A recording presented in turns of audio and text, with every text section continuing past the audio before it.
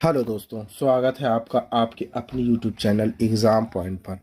मैं रोज़ की तरह आज फिर 10 जनवरी 2026 का करंट्स अफेयर लेकर आया हूँ। 10 जनवरी के जितने भी इम्पोर्टेंट क्वेश्चन बनते हैं उन्हें हम डिस्कस करेंगे, उनके इम्पोर्टेंट फैक्ट भी जानेंगे। दोस्तों, आप किसी भी एग्ज़ाम की तैयारी कर रहे हैं तो ये वीडियो आपके लिए मोस्टफुल रहने वाला है। इस वीडियो की पीडीएफ डाउनलोड करने के लिए आप हमारे टेलीग्राम चैनल एग्ज़ाम पॉइंट पर जाकर वहां से पीडीएफ डाउनलोड कर सकते हैं। आइए शुरू करते हैं। पहले नंबर का क्वेश्चन देखते हैं। पहला क्वेश्चन देख लेते हैं। राष्ट्रीय अपराध रिकॉर्ड ब्यूरो एनसीआरबी द्वारा हाल ही में जारी inter operator criminal justice system ICGS 2.0 Jerry ranking में किस राज्य की पुलिस ने प्रथम स्थान हासिल किया है? सही आंसर है सी, उत्तराखंड ने। की पॉइंट राष्ट्रीय अपराध रिकॉर्ड ब्यूरो एनसीआरबी गृह मंत्रालय के अंतर्गत ने inter operable criminal justice system ICGS 2.0 की दूसरी संस्करण की रैंकिंग जारी की है। इस रैंकिंग में उत्तराखंड पुलिस ने 93.46 अंकों के साथ पूरे देश में प्रथम स्थान प्राप्त किए, जो उसकी उत्कृष्टता, डिजिटल पुलिसिंग क्षमता और प्रभावी अपराध डेटा प्रबंधन को दर्शाता है। हरियाणा पुलिस 93.41 अंकों के साथ दूसरे स्थान पर रही, जबकि असम पुलिस ने 93.16 अंकों के साथ तीसरा स्थान हासिल किया है। आइए दूसरे नंबर का क्वेश्चन देखते हैं। भारतीय नौसेना के प्रथम प्रशिक्षण स्क्वाड 1 TS ने हाल ही में किस क्षेत्रीय दीर्घ परिचालन प्रशिक्षण तैनाती आर LRTR आरंभ की है? सही आंसर है सी, दक्षिण पूर्व एशिया। की पॉइंट देखते हैं। भारतीय नौसेना इंडियन नेवी के प्रथम प्रशिक्षण स्क्वाड ने दक्षिण पूर्व एशिया के लिए एक दीर्घ परिचालन प्रशिक्षण तैनाती आरंभ की। यह महत्वपूर्ण समुद्री अभियान 110वें एकीकृत अधिकारी प्रशिक्षण पाठ्यक्रम का हिस्सा है। नौसैनिक कैडेटों को समुद्र में वास्तविक एवं व्यवहारिक परिचालन अनुभव प्रदान करने की एक प्रमुख पहल है। इस तैनाती के तहत कई नौसैनिक पोत लंबी दूरी तय करते हुए विदेशी जल क्षेत्रों में संचालित होंगे, जो इंडो पैसिफिक क्षेत्र में भारत की बढ़ती नौसैनिक क्षमता और रणनीतिक सहभागिता को दर्शाता है। आइए तीसरे नंबर का क्वेश्चन देखते हैं। परमाणु ऊर्जा नियामक बोर्ड AERB के नए अध्यक्ष के रूप में किसे नियुक्त किया गया है? सही आंसर है बी, AK बाला सुब्रमण्यम जी को। की पॉइंट देखते हैं। प्रधानमंत्री नरेंद्र मोदी की अध्यक्षता वाली कैबिनेट की नियुक्ति समिति ACC ने जनवरी 2026 में प्रतिष्ठित वैज्ञानिक AK बाला सुब्रमण्यम को परमाणु ऊर्जा नियामक बोर्ड AERB का अध्यक्ष नियुक्त किया। वे भारत के सर्वोच्च परमाणु सुरक्षा नियामक के रूप में 3 वर्ष के कार्यकाल के लिए नियुक्त किए गए हैं। उन्होंने डॉक्टर DK शुक्ला का स्थान लिया, जिनका कार्यकाल 31 दिसंबर 2025 को समाप्त हुआ था। यह महत्वपूर्ण नियुक्ति AERB के नेतृत्व में लगभग 4 दशकों के व्यापक अनुभव वाले एक वरिष्ठ परमाणु वैज्ञानिकों को लेकर आई है। आइए चौथे नंबर का क्वेश्चन देखते हैं। देश की पहली पूरी तरह पेपरलेस जिला अदालत का वर्चुअल उद्घाटन किसने किया है? सही आंसर है सी, भारत के मुख्य न्यायाधीश CJI सूर्यकांत जी ने। भारत के मुख्य न्यायाधीश CJI सूर्यकांत ने 6 जनवरी 2026 को केरल के वायनाड जिले के कलपेट्टा में देश की पहली पूरी तरह पेपरलेस जिला अदालत का वर्चुअल उद्घाटन किया। यह ऐतिहासिक उपलब्धि जिला न्यायपालिका की पूर्ण डिजिटल परिवर्तन का प्रतीक है, जहां अब मामले की दाखिलगी से लेकर अंतिम निर्णय तक सभी न्यायिक कार्यवाहियां पूरी तरह से इलेक्ट्रॉनिक माध्यम से संचालित होंगी। न्यायिक आधुनिकीकरण यह डिजिटल अदालतों के प्रति भारत की प्रतिबद्धता को दिखाता है। भारत में बढ़ोतरी, देरी, कोर्ट के चक्कर और क्लर्कियन की गलतियों को कम करता है। आइए 5वें नंबर का क्वेश्चन देख लेते हैं। अमेरिका राष्ट्रपति डोनाल्ड ट्रंप ने किस उद्देश्य एक मेमोरेंडम पर हस्ताक्षर किए हैं? सही आंसर है बी, अमेरिका को 60 से अधिक अंतर्राष्ट्रीय संगठनों से अलग करने के लिए। की पढ़ते अमेरिकी राष्ट्रपति डोनाल्ड ट्रंप ने 7 जनवरी 2026 को एक बड़ा कदम उठाते हुए मेमोरेंडम पर हस्ताक्षर किया है, जिससे अमेरिका उन 60 से ज़्यादा अंतर्राष्ट्रीय संगठनों संस्थाओं से अलग हो जाएगा जो अमेरिका के हितों के खिलाफ काम करते हैं। इसमें भारत की अगुवाई वाला इंटरनेट सोलर अलायंस ISA भी शामिल है। ट्रंप प्रशासन ने इंटरनेशनल सोलर अलायंस और 65 अन्य एजेंसियों को अमेरिकी विरोधी, बेकार या फिजूल खर्ची वाले अंतर्राष्ट्रीय संगठन बताया है। आइए 6ठे नंबर का क्वेश्चन देख लेते हैं। फाइनेंशियल ईयर 2025-26 के लिए भारत की जीडीपी का पहला एडवांस अनुमान एफएई की संस्था ने जारी किया है। सही आंसर है सी, नेशनल स्टैटिस्टिक्स ऑफिस एनएसओ ने। की पढ़ रखते हैं, नेशनल स्टैटिस्टिक्स ऑफ एनएसओ ने फाइनेंशियल ईयर 2025-26 के लिए भारत की जीडीपी के पहले एडवांस अनुमान एफई जारी की है। अनुमान भारत की आर्थिक परफॉर्मेंस दिखाते हैं और फाइनल आंकड़े जारी होने से पहले ग्रोथ की शुरुआती संकेत देते हैं। यह आरबीआई की मॉनेटरी पॉलिसी ब्याज दरों को प्रभावित करता है। सबसे तेजी से बढ़ती बड़ी अर्थव्यवस्था के तौर पर भारत की स्थिति को सही साबित करता है। आइए 7वें नंबर का क्वेश्चन देख लेते हैं। भारत ने किस क्षेत्र में विश्व की पहली बार ऐतिहासिक उपलब्धि हासिल की है?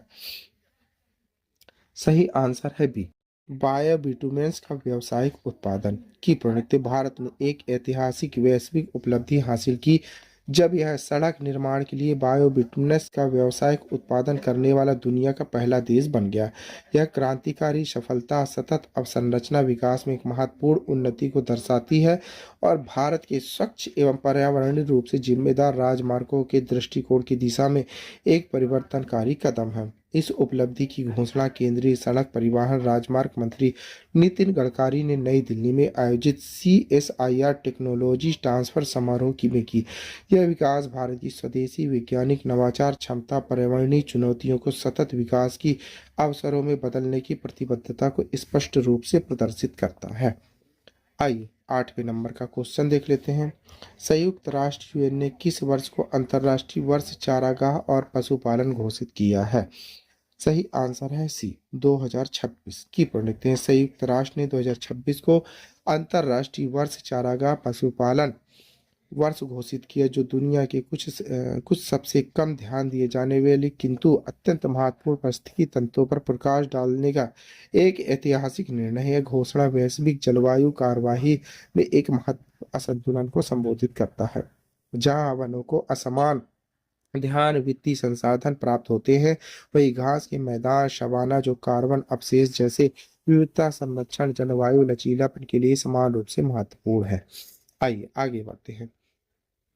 9वें नंबर का क्वेश्चन देखते हैं। भारत निर्वाचन आयोग ECI द्वारा आयोजित प्रथम India international conference on democracy and election management कहाँ आयोजित किया जा रहा है?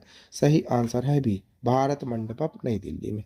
की पढ़ी थी भारत का निर्वाचन क्षेत्र निर्वाचन आयोग ECI 21 से 23 जनवरी 2026 तक भारत मंडपम नई दिल्ली में प्रथम India international conference on democracy and election management आयोजित करेगा। यह 3 दिवसीय अंतर्राष्ट्रीय कार्यक्रम भारत को वैश्विक मंच लोकतांत्रिक शासन और चुनाव प्रबंधन पर संवाद एवं सहयोग का केंद्र बनने की दिशा में एक महत्वपूर्ण कदम है। सम्मेलन भारत की समृद्ध लोकतांत्रिक अनुभव विशेषज्ञता को अंतर्राष्ट्रीय समुदाय के साथ साझा करने के लिए प्रतिबद्धता का प्रतीक है। साथ ही विश्व भर में चुनावी प्रणालियों लोकतांत्रिक संस्थाओं को मजबूत करने के लिए वैश्विक सहयोग को बढ़ावा देता है। आइए 10वें नंबर का क्वेश्चन देखते हैं। राष्ट्रीय वस्त्र मंत्रियों का सम्मेलन कहाँ आयोजित किया गया है? सही आंसर है सी, गुवाहाटी में। की पढ़ते राष्ट्रीय वस्त्र मंत्रियों का सम्मेलन 2026 का शुभारंभ 8 जनवरी 2026 को गुवाहाटी में हुआ। इस 2 दिवसीय सम्मेलन का आयोजन केंद्रीय वस्त्र मंत्रालय द्वारा असम सरकार के सहयोग से किया गया है। सम्मेलन में देश के सभी राज्यों केंद्र शासित प्रदेशों के वस्त्र मंत्रियों वरिष्ठ अधिकारी भाग ले रहे हैं, जहां बदलती वैश्विक घरेलू चुनौतियों के बीच भारत के वस्त्र क्षेत्र की रणनीतिक भविष्य दिशा पर विचार विमर्श कर रहे हैं। यह सम्मेलन संघ और राज्य नीतियों के समन्वय सर्वोत्तम प्रथाओं के आदान प्रदान तथा 2030 तक भारत को एक वैश्विक वस्त्र निर्माण केंद्र के रूप में स्थापित करने के लिए एकीकृत रोड मैप तैयार करने का एक महत्वपूर्ण संस्थागत मंच है। आइए 11वें नंबर का क्वेश्चन देख लेते हैं। भारतीय विशिष्ट पहचान प्राधिकरण UDID द्वारा भारत सेवाओं की सार्वजनिक समझ को सरल बनाने के लिए लॉन्च किए गए आधार शुभांकर का नाम क्या है? सही आंसर है ए, उदय। की पढ़ते हैं UDIDI द्वारा लॉन्च किए गए आधार शुभांकर का नाम उदय है। उदय आधार से संबंधित सेवाओं के लिए एक जन मैत्रीपूर्ण संचार साथी के रूप में कार्य करेगा। शुभांकर का उद्देश्य आधार अपडेट प्रमाणीकरण ऑफलाइन सत्यापन चयनात्मक डेटा साझाकरण पर जानकारी को सरल बनाना है। आइए 12वें नंबर का क्वेश्चन देख लेते हैं। वस्त्र मंत्रालय ने किस केंद्रीय क्षेत्र योजना के तहत कपड़ा डेटा सिस्टम एकीकृत योजना को मजबूत करने के लिए 15 राज्यों के साथ समझौता ज्ञापन एमओयू पर हस्ताक्षर किए गए हैं? सही आंसर है सी, टैक्स रेप्स की टैक्स रेम्स का मतलब है वस्त्र केंद्रित अनुसंधान मूल्यांकन निगरानी योजना स्टार्टअप। यह कपड़ा संबंधी डेटा गुणवत्ता कवरेज और विश्वसनीयता में सुधार के उद्देश्य एक केंद्रीय क्षेत्र योजना में यह योजना हथकरघा हस्तशिल्प परिधान तकनीकी वस्त्र क्षेत्रों में एकीकृत योजना का समर्थन करता है। आइए 13 नंबर का क्वेश्चन देख लेते हैं। भारत के उपराष्ट्रपति द्वारा लॉन्च की गई पुस्तक सिंग डॉन्स लीड लीटर सब lessons from the life the of the भीला प्रभुपाद के लेखक कौन है? सही आंसर है बी, हिदोल सेन गुप्ता की पढ़नी। यह पुस्तक एक प्रसिद्ध लेखक और टिप्पणीकार हिंदोल सेन गुप्ता द्वारा लिखी गई है। यह ऐसी भक्ति वेदांत स्वामी प्रभुपाद के जीवन और शिक्षाओं से नेतृत्व के सबक लेती है। पुस्तक नेतृत्व को नैतिक सेवा उन्मुख मूल्य संचालित के रूप में प्रस्तुत करती है। आइए 14 नंबर का क्वेश्चन देख लेते हैं। भारत सरकार द्वारा महिलाओं और बाल कल्याण के लिए कारपोरेट सामाजिक उत्तरदायी भागीदारी को सुव्यवस्थित करने के लिए शुरू की गई एकीकृत डिजिटल पोर्टल का नाम क्या रखा गया है? सही आंसर है सी, पांखुड़ी की पढ़ लेते हैं। पांखुड़ी महिला एवं बाल विकास मंत्रालय द्वारा शुरू किया गया एक एकीकृत डिजिटल पोर्टल है। इसका उद्देश्य महिलाओं और बाल विकास पर केंद्रित सियासी योगदान भागीदारी को सुव्यवस्थित करता है। यह मंच गैर सरकारी संगठनों कंपनियों सीएसआर योगदानकर्ताओं आदिवासी भारतीय सरकारी एजेंसियों और व्यक्तियों को एक साथ लाता है। 15 नंबर का क्वेश्चन देखिए। भारतीय रिजर्व बैंक ने संशोधित मसौदा विवेकपूर्ण मापदंडों के तहत पात्र बैंकों के लिए अधिकतम लाभांश भुगतान सीमा को उनके शुद्ध लाभ के कितने प्रतिशत तक बढ़ाने का प्रस्ताव दिया है? सही आंसर है डी, 75% तक की बढ़ोतरी। आरबीआई ने लाभांश भुगतान सीमा को मौजूदा 40% से बढ़ाकर शुद्ध लाभ 75% करने का प्रस्ताव दिया है। लाभांश भुगतान एक बैंक के कॉमन इक्विटी टीयर CET1 पूंजी अनुपात से जुड़े होंगे। 10 बाल्टी वर्गीकरण संरचना का प्रस्ताव किया गया है जो बेहतर पूंजीकृत बैंकों के लिए उच्च भुगतान अनुमति देता है। आइए 16 नंबर का क्वेश्चन देखते हैं। आइए 16 नंबर का क्वेश्चन देखते हैं। कृषि आदानों के प्रशिक्षण के लिए अखिल भारतीय लॉजिस्टिक को सक्षम करने के लिए किन दो सरकारी विभाग ने एक समझौता ज्ञापन पर हस्ताक्षर किए हैं? सही आंसर है डी, डाक विभाग और कृषि किसान कल्याण विभाग की प्रमुख समझौता ज्ञापन पर डाक विभाग DOP और कृषि किसान कल्याण विभाग TANFU के बीच हस्ताक्षर किए गए हैं।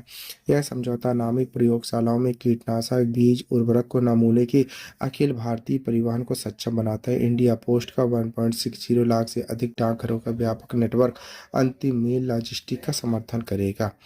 आइए लास्ट क्वेश्चन देख लेते हैं 17 नंबर का।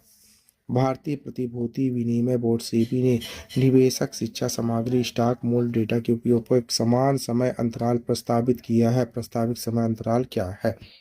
सही आंसर है सी, 30 दिन की बने सेबी ने निवेशक शिक्षा उद्देश्य की स्टॉक मूल्य डेटा के उपयोग पर 30 दिन का समय का अंतराल प्रस्तावित किया। इसका उद्देश्य शिक्षकों प्रभावशाली लोगों ऑनलाइन प्लेटफॉर्म द्वारा वास्तविक समय के बाजार डेटा के दुरुपयोग को रोकना है। मसौदे का उपयोग यह सुनिश्चित करना कि बाजार डेटा का उपयोग सख्ती से सीखने के लिए किया जाए, ना कि निवेश सलाह अनुसंधान विश्लेषण के लिए। आइए आपके लिए क्वेश्चन है, इसी क्वेश्चन का आंसर आप लोग को कमेंट्स बॉक्स में देना है। क्वेश्चन देख लेते हैं। भारत की पारंपरिक चिकित्सा प्रणाली आयुष को निम्नलिखित में से किस देश के साथ द्विपक्षीय व्यापार समझौते औपचारिक मान्यता मिली है? Oman, New Zealand, Japan, Australia, UAE, सऊदी अरब, यूनाइटेड किंगडम और कनाडा को। दोस्तों इस क्वेश्चन का आंसर आप लोग को कमेंट्स बॉक्स में देना है। क्वेश्चन का आंसर आप लोग कमेंट्स बॉक्स में जरूर दीजिएगा, भूलिएगा नहीं। आप पढ़ रहे हैं 10 जनवरी 2025 का डेली करंट अफेयर। दोस्तों आप किसी भी एग्जाम की तैयारी कर रहे हैं तो ये वीडियो आपके लिए यूजफुल रहने वाला है। इस वीडियो की PDF डाउनलोड करने के लिए आप हमारे टेलीग्राम चैनल एग्जाम पॉइंट पर जाकर वहां से PDF डाउनलोड कर सकते हैं। Thank you for watching my